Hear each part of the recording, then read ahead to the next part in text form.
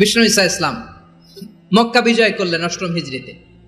মক্কা বিজয় শেষে তিনি কয়েক সপ্তাহ মক্কাতে অবস্থান করলেন। ইন দ্য মিন টাইম মক্কার একটা ভেরি প্রেস্টিজিয়াস এন্ড ডিগনিফাইড ফ্যামিলির নারী চুরিতে ধরা পড়ল। বলেন তো চুরি করলে বিধান কি? কি কাটতে হবে?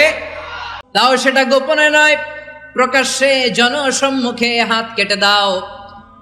বনু মাখজুমিয়া গোত্রের নারী যখন চুরিতে ধরা পড়লো, সাহাবারা চিন্তায় পড়ে গেলেন। এখন যদি বিশ্বনবী চুরির যেই বিধান এটা যদি কায়েম করে হাত যদি কেটে দেয়, না জানি মক্কার লোকেরা আবার বিগড়ে যায়, না জানি মক্কার লোকেরা আবার মুরতাদ হয়ে যায়, না জানি মক্কার লোকেরা ইসলাম থেকে দূরে সরে যায়।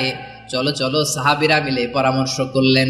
চলো, এই যে পরামর্শ, সাজেশন, এটা কে দিবে বিশ্বনবীর কাছে? সাহাবারা চিন্তায় পড়ে গেলেন।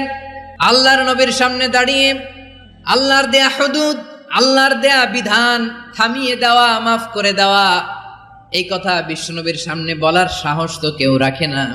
কেউ কেউ বলল, বিশ্বনবীর পালক পুত্র যায়েদ বিন হারেসার সন্তান উসামারে বিশ্বনবী নাতির মতো আদর করে, বড্ড বেশি ভালোবাসে উসামারে। এজন্য সাহাবারা উসামাকে বলতো হিব্বু রাসূলিল্লাহ, বিশ্বনবীর ভালোবাসা। কি বলতো?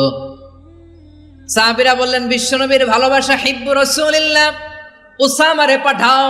উসামারে বিশ্বনবী নাতির মতো স্নেহ করে, মায়া করে, ভালো। ছোট্ট উসামাকে রাজি করালো। উসামা এমন এমন কথা যে তুমি বিশ্বনবীর কাছে বলতে হবে, পারবা নাকি? উসামা বলে পারবো। সাইয়েদনা উসামা রাদিয়াল্লাহু তাআলা আনহু তরুণ সাহাবী বিশ্বনবীর কাছে গেলেন।